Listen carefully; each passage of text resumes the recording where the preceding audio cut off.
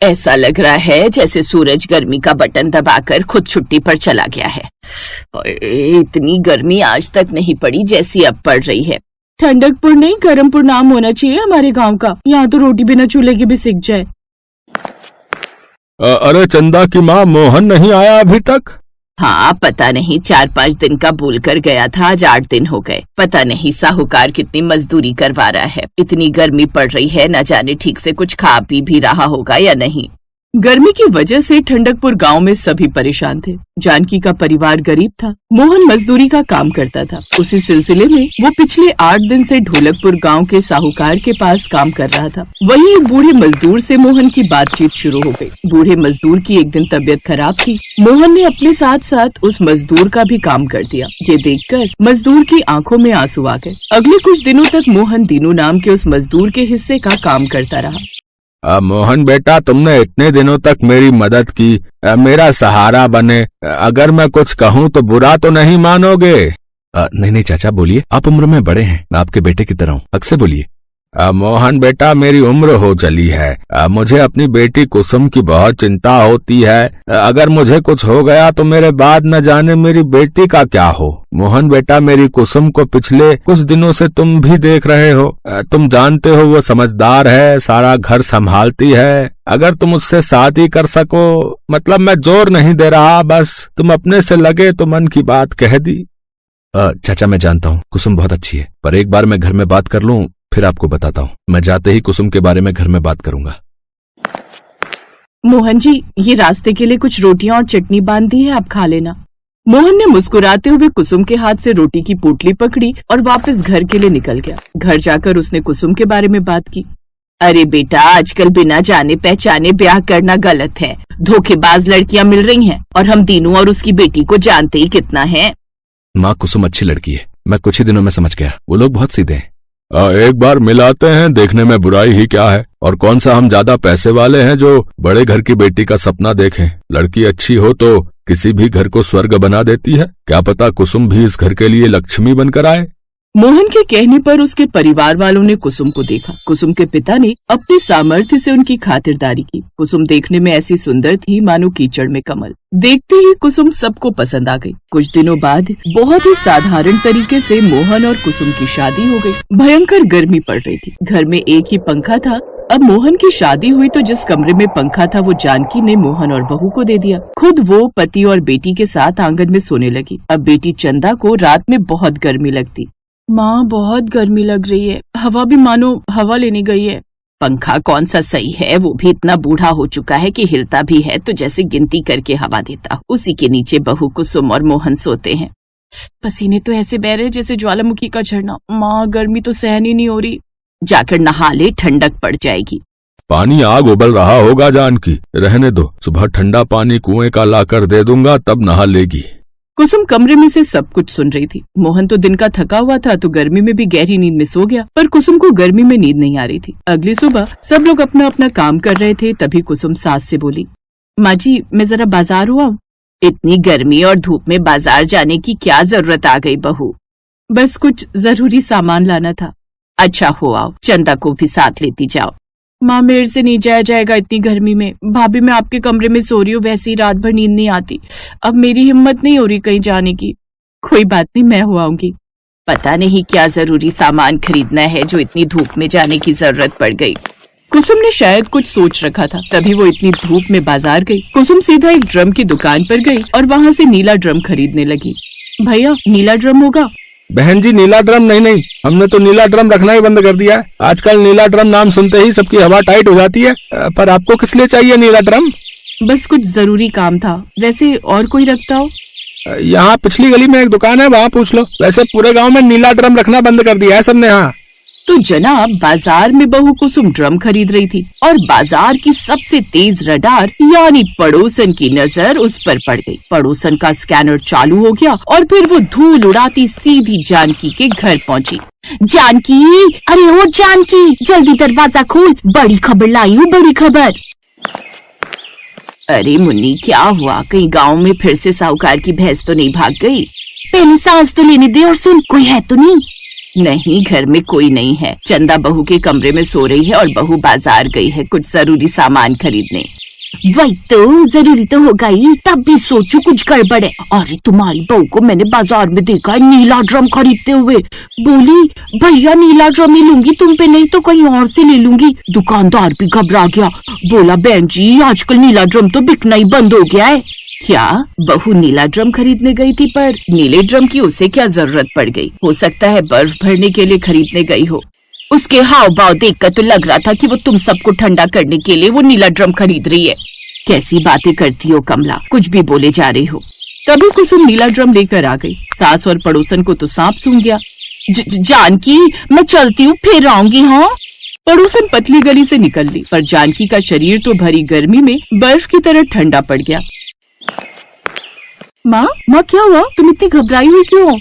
उधर देख, वो तेरी भाभी क्या खरीद कर लाई है, नीला ड्रम। अरे जिसकी चर्चा भी खबरों में आ रही थी, पर बहू क्यों लाई है? माँ होगा कोई काम भाभी को, तुम बेकार ही चिंता करती हो। चिंता की तो बात ही है, नीला ड्रम तो नाम सुनते ही डर लगने लगता है, पर ये कर क्या रही है यही समझ में नहीं आ रहा। कुसुम घर के आंगन में नीला ड्रम रखती है। सबकी नजरें उसी पर टिकी थी, लेकिन कुसुम बिना कुछ बोले सीधे अंदर जाती है और थोड़ी देर बाद कमरे से कुछ पुरानी चीजें जैसे पंखा, प्लास्टिक, पाइप, मटका और एक टूटी बाल्टी निकालती है। तभी मोहन और उसके पिता भी आ जाते हैं। कुसुम ये सब क्या है? तुम ये नीले ड्रम में क्या कर रही हो? कुछ नहीं, बस गर्मी से बचने का जुगाड़ बना रही हूँ। गर्मी से बचने का जुगाड़, वो भी इस नीले ड्रम से? जी बाबूजी, मैंने एक बार अखबार में फोटो देखी थी, किसी ने कनस्तर को काटकर कूलर बनाया हुआ था, तो मैंने सोचा मैं भी कुछ ऐसा जुगाड़ कर लेती हूँ, इसीलिए मैं नीले ड्रम से कूलर बनाने जा रही हूँ। वाह, क्या जुगाड़ लगा रही हो कुसुम। वैसे कहो तो मैं भी तुम्हारी मदद करता हूँ। हाँ, आप वो मटके में पानी भर दो, फिर पाइप लगाकर पंखा फिट कर देंगे। बाबूजी, हमें सबसे पहले इस ड्रम को काटना होगा। मैं आरी लाता हूँ बहू। कुसुम अपने पति और ससुर की मदद से जुगाड़ लगाकर नीले ड्रम से कूलर तैयार कर देती है। पड़ोसन अपने घर की छत से सब कुछ देख रही थी। जैसे उसने नीले ड्रम के कूलर की ठंडी ठंडी हवा देखी तो वो भी हवा खाने आ गई। बहू, तुमने तो कमाल कर दिया, साक्षात लक्ष्मी बनकर आई हो तुम तो। हमारे घर इतनी गर्मी में तुम्हारी वजह से हमें राहत मिल गई। बहुत बढ़िया कूलर बनाया है तुमने। भाभी, एक नीला ड्रम और खरीद लेते हैं और ऐसे एक और कूलर बना लेंगे यहाँ आंगन में रखने के लिए, फिर हमारे घर में 2 कूलर हो जाएंगे। अरे कुसुम बहू, एक कूलर मेरा भी बना दोगी? वो क्या है ना, मेरे घर में भी कूलर नहीं है। बना देगी बहू, पर पैसे लेगी। अरे इतनी मेहनत से काम कर रही है तो मुफ्त में थोड़ी कूलर बना कर देगी। पैसे दो और कूलर खरीद कर ले जा। आखिर बहू ने दिमाग लगाया है तो उसका फायदा भी तो उसे ही मिलना चाहिए। क्यों, सही कह रही हो ना? हाँ, तो मैं कौन सा मुफ्त में ले रही हूँ? सास ने तो ऐसे ही बात कर दी थी, पर सचमुच पड़ोसन तो उसी समय 500 का नोट लाकर कुसुम के हाथ में थमा दिया। वैसे तो ये सही भी था, कुसुम ने भले ही जुगाड़ लगाया था, पर मेहनत तो हर काम में ही लगती है और मेहनत के पैसे लेने में कोई बुराई नहीं। धीरे धीरे गांव के सभी लोग अब कुसुम से नीले ड्रम का कूलर बनवाने लगे। कुसुम ने अपने परिवार को तो गर्मी से राहत दिलवाई ही, साथ ही अपने ठंडकपुर गाँव में नीले ड्रम से कूलर बनाकर ठंडा करने में मदद की। अब कुसुम की इस जुगाड़ू कोशिश की वजह से उसकी कमाई भी होने लगी, साथ ही लोगों को गर्मी से राहत भी मिली। कुसुम ने अपने पिता को भी एक नीले ड्रम का कूलर बनाकर चौंका दिया। दीनू को भी अपनी बेटी पर बहुत गर्व था।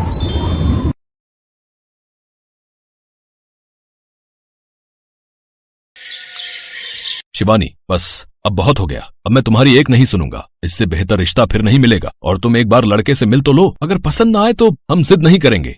पापा, मैंने कहा ना मुझे अभी शादी नहीं करनी। अभी नहीं करने का क्या मतलब है बेटा? शादी के लिए यही सही उम्र होती है। अगर तुझे कोई लड़का पसंद है तो बोलना। हम नहीं माँ, ऐसी कोई बात नहीं है। अब अच्छा ठीक है, मुझे अपना प्रोजेक्ट पूरा करके आने दीजिए, फिर मिल लूंगी मैं जिससे भी आप कहेंगे। ये है शिवानी, जो अपने माता पिता की इकलौती बेटी है और शहर में बड़े ठाट बाट से रहती है। शिवानी के माँ बाप उसकी शादी करना चाहते हैं, लेकिन शिवानी इसके लिए तैयार नहीं है। वो बात को टालकर अपने कॉलेज प्रोजेक्ट के लिए निकल जाती है, जिसके लिए उसे अपनी टीम के साथ कुछ दिन एक पिछड़े गाँव में बिताने थे। वो जिस गांव में थी वहां बस कुछ दिन पहले ही बिजली की सप्लाई शुरू हुई थी। यही वजह थी कि यहाँ के लोग शहर के ऐशो आराम से पूरी तरह अनजान थे। भले ही इस गांव में शहर के ऐशो आराम ना हो, लेकिन फिर भी यहाँ कितना सुकून है। यहाँ की हवा से लेकर यहाँ के लोग कितने अच्छे हैं ना। सही बोला तूने, सच में शहर के शोर शराबे से दूर कितना अच्छा लग रहा है यहाँ। शिवानी और उसकी दोस्त बातें कर ही रही थी कि तभी शिवानी की नजर खेत में काम कर रहे एक लड़के पर पड़ी। अंजलि, उधर उधर देख तो जरा। ओ वाह, क्या बॉडी है उसकी, और मसल्स तो देख इसकी। ऐसी बॉडी तो कई साल जिम करने के बाद भी नहीं बना पाते शहर के लड़के। चल ना बात करते हैं। अब नहीं, रहने देना। जिस लड़के के बारे में शिवानी और उसकी सहेली अंजुली बातें कर रही थी वो था इसी गांव का रहने वाला राघव, जो वाकई देखने में बहुत ही अच्छा था। उसकी कद काठी ऐसी थी कि कोई भी लड़की पहली ही नजर में उसे अपना दिल दे बैठे, और ऐसा ही हुआ था शिवानी के साथ। अंजुली के जोर देने पर वो भी उसके साथ राघव से बात करने पहुंची और फिर एक्सक्यूज मी, हाय, मेरा नाम अंजुली है और ये शिवानी। जी नमस्ते, हम राघव। बताओ क्या समस्या है? समस्या तो कुछ नहीं है, वो असल में शहर से जो टीम आई है ना, हम उसी के साथ आए हैं। आपका गांव घूमना चाहते हैं, आप घुमाएंगे हमें प्लीज? माफ कीजिए मैडम, हमें बहुत काम है, आप किसी और से पूछ लो। इतना कहकर राघव वापस अपने काम पर लग गया और शिवानी वहीं खड़ी उसे काफी देर तक देखती रही। उसे राघव पसंद आ गया था। उसके बाद वो हर दिन राघव को ढूंढी लेती और किसी न किसी बहाने से उससे बातें करने की कोशिश करती। राघव को भी जल्दी ही शिवानी के दिल का हाल समझ आ गया और फिर, देखो राघव, तुम चाहे जो कहो, मैंने तय कर लिया है, मैं अगर शादी करूंगी तो सिर्फ तुमसे। लेकिन मैडम, हम शहर नहीं आ सकते, यहाँ हमारा भरा पूरा परिवार है, हम को नहीं छोड़ सकते, चाहे जो हो जाए। तो तुमसे शहर आने को बोल ही कौन रहा है? और वैसे भी शादी के बाद लड़कियां ससुराल आकर रहती हैं, लड़के नहीं। मुझे तुम और तुम्हारा ये गांव बहुत भाग्य है। राघव प्लीज मुझसे शादी कर लो, मैं यहाँ तुम्हारे साथ खुशी खुशी रहूंगी। शिवानी की ये बात राघव के दिल पर जा लगी। सच तो ये था कि उसे भी शिवानी पसंद थी, लेकिन अब जब शिवानी उसके खातिर शहर छोड़कर गांव में रहने को भी तैयार थी तो उससे भी ना नहीं बोला गया। शिवानी ने गांव से लौटकर अपने घर वालों को राघव के बारे में बताया। फिर काफी नानुकुर के बाद आखिरकार शिवानी के माता पिता को झुकना ही पड़ा और इस तरह शिवानी और राघव की शादी की तैयारियां शुरू हो गई। पापा, एसी बुक करने की कोई जरूरत नहीं है, वहाँ गांव में अभी लाइट के कनेक्शंस हुए हैं तो वोल्टेज इतने नहीं आते कि एसी चल सके। आप ऐसा कीजिए, एक अच्छा सा कूलर ही खरीद दीजिए, बस वही काफी होगा। और वैसे भी गांव में शहर से कम गर्मी होती है तो वहाँ कूलर ही बहुत है। शिवानी जानती थी कि गांव में उसकी जिंदगी आसान नहीं होगी, लेकिन फिर भी राघव के लिए वो अपने सारे ऐशो आराम छोड़ने को तैयार थी। जल्द ही शिवानी और राघव की शादी हो गई और शिवानी के साथ उसका कूलर भी उसके ससुराल आ गया। अरे ये का बला है भाई, देखो तो पहले कभी नहीं देखे। हवा देबे वाला मशीन है बाबा, बिजली से चलत है यो। राघव का बड़ा परिवार था। उसके माता पिता, चाचा चाची और उसकी छोटी बहन सब साथ ही रहते थे। और फिर एक दिन, सुनो ना, अब काफी गर्मी होने लगी है, आप ये कूलर का कनेक्शन कर दो ना। हाँ, बस एक बार हम घर में बत्ती से कनेक्शन करवा ली हैं, तभी कूलर चल पाया है तुम्हार। अब ठीक है, कोई बात नहीं। अगले ही दिन राघव अपने घर में लाइट का कनेक्शन करवा लेता है और फिर बारी आती है कूलर को बिजली से जोड़ने की। राघव कूलर का कनेक्शन करने जा ही रहा होता है कि तभी उसकी माँ आकर उससे कहती है, अरे लल्ला, जो का कर रहे हो तुम? मायो कूलर को कनेक्शन कर रहा है, और का कनेक्शन जो का होता है? का कोई खाने की चीज है का? ना मेरी अम्मा, कनेक्शन को मतलब है कि हम जा कूलर को बत्ती से जोड़ के चलान जा रहे। अच्छा लल्ला, जो कूलर वही तो है जो गर्मी में ठंडी लाई दी है। हाँ अम्मा, यो भैया। अरे अरे सबे लोग सुनो, हम आओ लल्ला, कूलर चलाने जा रहे हो, सब लोग आओ, जल्दी आओ रे। इसके बाद घर के सभी लोग घर के आंगन में आ जाते हैं और पास में शिवानी कूलर को लेकर सभी लोगों का उत्साह देखकर हंसे जा रही थी। सब लोग कूलर को ऐसे देख रहे थे जैसे कोई अजूबा देख लिया हो। कोई खुशी से नाच रहा था तो कोई टकटकी लगाए बस कूलर को ही देखे जा रहा था। राघव के माता पिता तो कूलर के आगे झुककर उसे प्रणाम भी करने लगे थे। कूलर महाराज, अब आप हमें चला के दिखाए दे, बड़ी कृपा होएगी। अरे बाबूजी, ये कोई इंसान या देवता नहीं है, ये तो बस एक मशीन है। अभी देखिए, बिजली से कनेक्शन होते ही ये चल पड़ेगा और फिर देगा इस गर्मी में ठंडी का एहसास। अरे भाभी, जो गर्मी में ठंडी ला दे वो देवता से कम थोड़े है। काय अम्मा, सही बोले ना हम? हाँ बेटी, तुमने बिल्कुल सही कही। और वैसे भी घर में कछु नया काम पूजा पाठ से ही होना चाहिए। जो तुम ऐसा करो, जाके आरती की थाली सजा लाओ। राघव की बहन जाकर तुरंत आरती की थाली सजा कर ले आई। असल में पूरे गांव में सिर्फ राघव का ही घर था जहां कूलर जैसी कोई चीज आई थी। तो सिर्फ घर वाले ही नहीं बल्कि गांव के लोग भी उत्सुकता से उस कूलर को चलते देखने वहां पहुंच गए थे और बड़ी ही बेसब्री से कूलर के चलने का इंतजार कर रहे थे। राघव की माँ ने बड़ी ही श्रद्धा से कूलर की पूजा की, उसकी आरती उतारी और फिर राघव जैसे ही कूलर के स्विच को ऑन करने के लिए आगे बढ़ा तो उसके पिता ने उसे रोकते हुए कहा, अरे थोड़ा रुक जा राघव, सब लोग आए के कूलर देवता के पाए छू लो भैया, उसके बाद ही यो चालू होएगो। इतना सुनकर वहाँ मौजूद सभी लोग बारी बारी से कूलर के पैर छूने के लिए आने लगते हैं और ये देखकर तो शिवानी की हंसी नहीं रुक रही थी, लेकिन किसी को बुरा न लगे इसके लिए वो सबसे मुंह छिपाकर हंस रही थी। फिर जब सभी लोगों ने कूलर को झुककर प्रणाम कर लिया तब जाकर आखिरकार राघव ने कूलर का प्लग लगाकर उसका स्विच ऑन किया, लेकिन ये क्या, कूलर तो चला ही नहीं है। जो का भयो, जो चल का नहीं रहो। हाय मोरे राम, जो तो बड़े अपसगुन हो गए हो। जरूर कूलर देवता हमसे नाराज हुई गए हैं। बताओ यहाँ कौन है जो कौन गलत काम करके आओ है, बताओ जल्दी। उसकी वजह से ही कूलर देवता नाराज भये हैं। अरे चाची जी ऐसा कुछ भी नहीं है, वो देखिए बस लाइट चली गई है इसीलिए कूलर नहीं चल रहा है। अच्छा तो अब हम क्या करिए बहू? करना क्या है, थोड़ा सा बस इंतजार कीजिए, जैसे ही लाइट आएगी तो ये कूलर खुद ब खुद ही चलने लगेगा। शिवानी के ऐसा कहने के बाद पूरा परिवार और गांव के लोग भी कूलर को घूरने लगे। कोई वहां से हिलने को भी तैयार नहीं था, क्योंकि हर कोई बस एक बार उस कूलर को चलते हुए देखना चाहता था और उसकी ठंडी हवा को महसूस करना चाहता था। काफी घंटों के बाद सबका ये इंतजार आखिरकार खत्म हुआ जब बिजली आ गई। बिजली के आते ही कूलर तेज आवाज के साथ चल उठा और कूलर को चलते देख सभी लोग पहले तो चौंके, लेकिन फिर उसकी ठंडी हवा को महसूस कर खुशी से नाचने लगे। सबको इतना खुश देखकर शिवानी को भी खुशी हुई। भले ही उसका ससुराल गरीब और पिछड़ा हुआ था, लेकिन एक छोटी सी चीज में खुशियाँ कैसे ढूंढनी है ये शिवानी ने यहीं आकर सीखा था। उसने मन ही मन ठान लिया था कि वो अब राघव के साथ मिलकर न सिर्फ अपने ससुराल बल्कि पूरे गाँव को ऐसी कई खुशियाँ लाकर देगी।